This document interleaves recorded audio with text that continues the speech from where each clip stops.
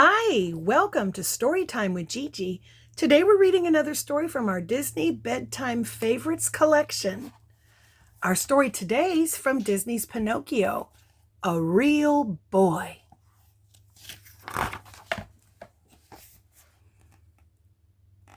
The sun was just beginning to rise over Pinocchio's little village.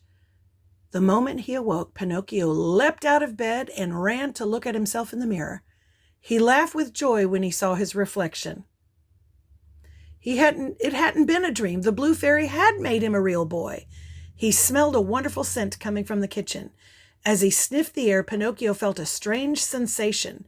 His mouth began to water. This is what being hungry feels like, he wondered.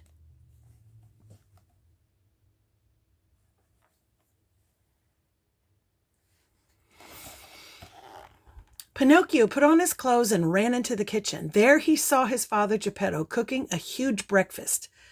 There were eggs and pancakes and bacon and sausage and oatmeal and orange juice and toast and milk and muffins, and Pinocchio stopped trying to name everything on the table. Geppetto grinned when he saw Pinocchio.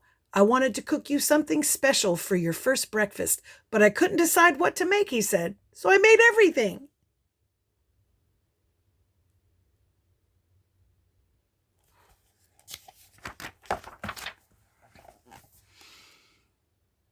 Pinocchio's stomach rumbled as he looked at all the food.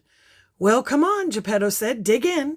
Pinocchio sat down and tried a bite of eggs. "It's chewy," he said, his mouth full, "and soft and delicious." Pinocchio tried a little bit of all the food Geppetto had made. Every bite tasted different from the last.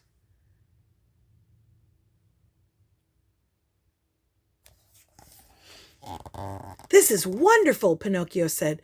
"Can we eat all day long?" "Oh, no," Geppetto laughed. "We'll be much too busy for that. I have much to show you." "Can we take the food with us?" Pinocchio asked. "That's an excellent idea," Geppetto said. "We'll have a picnic." Geppetto packed a lunch and he and Pinocchio left to explore the village.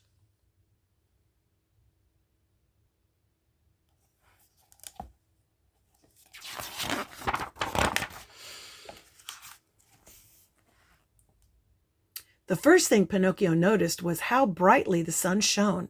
He blinked as he left the dark cottage and walked into the sunshine. Its dazzling beams felt warm against his skin. Pinocchio and Geppetto made a game of running in and out of the shadows all the way to the edge of town. When Pinocchio jumped through the last shadow, he felt a strange sensation in his stomach. It was different from hunger. It was hic. Pinocchio's tummy flip-flopped and a strange sound came from his throat.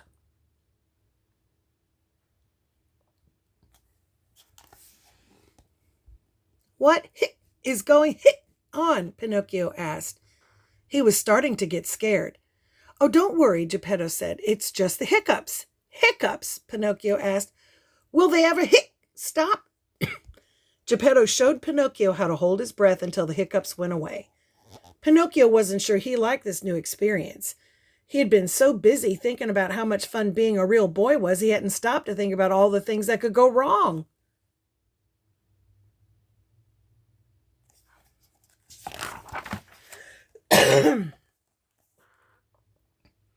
Pinocchio grew silent as he followed Geppetto.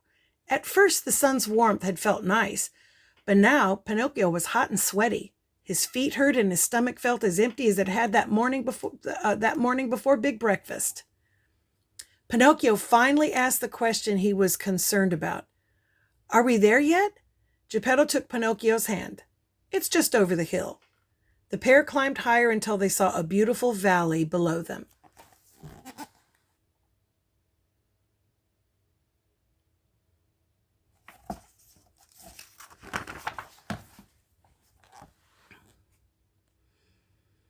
"Race you to the swimming hole?" Geppetto asked. Pinocchio nodded and ran before Geppetto could get ready. Father and son ran down the hill and collapsed in a happy pile next to the lake's edge. "Time for food," Pinocchio cheered. Geppetto laughed and began unpacking the picnic basket.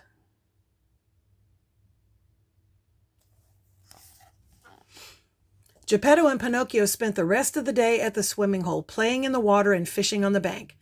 As they played, Geppetto told Pinocchio stories of the many times he had visited the lake as a young boy. Pinocchio felt much better now that he had eaten and rested. The cool water was refreshing after their long walk from the village. Even when Pinocchio scraped his knee on one of the willow trees, he didn't get upset. He was starting to realize what an exciting place the world was.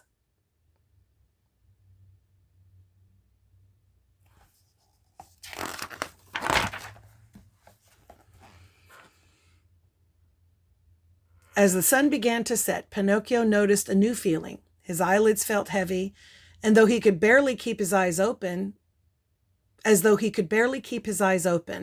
Then he yawned. "I'm tired," Pinocchio said, surprised at the realization. "You've had quite a big day," Geppetto said. "Are you ready to go home?"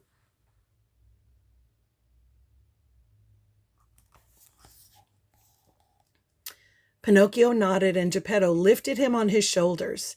He carried Pinocchio toward their little house in the village. Sitting on Geppetto's back, Pinocchio looked up into the night sky. Far above them shone the wishing star, twinkling brightly. Pinocchio realized that being a real boy was more complicated than he had imagined.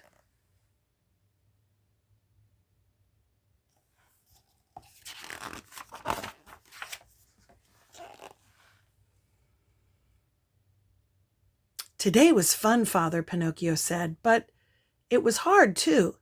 Geppetto nodded, thinking about what Pinocchio had said. "That's what being alive is. It's sunlight and bacon and hiccups and scraped knees. Some of it will be scary, but I promise I'll be right there with you." Geppetto waited for Pinocchio to answer, but all he heard was the sound of soft snoring. Pinocchio was fast asleep. Geppetto laughed. "Enough speeches. It's time for you to go to bed."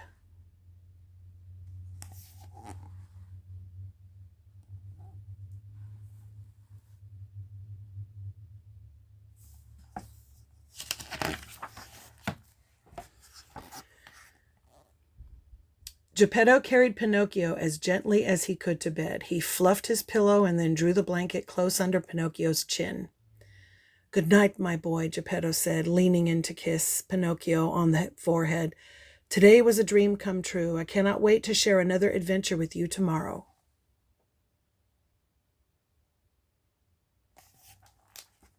And that's our story. I hope you liked it. Make sure you like and subscribe and share with your friends. Bye until next time.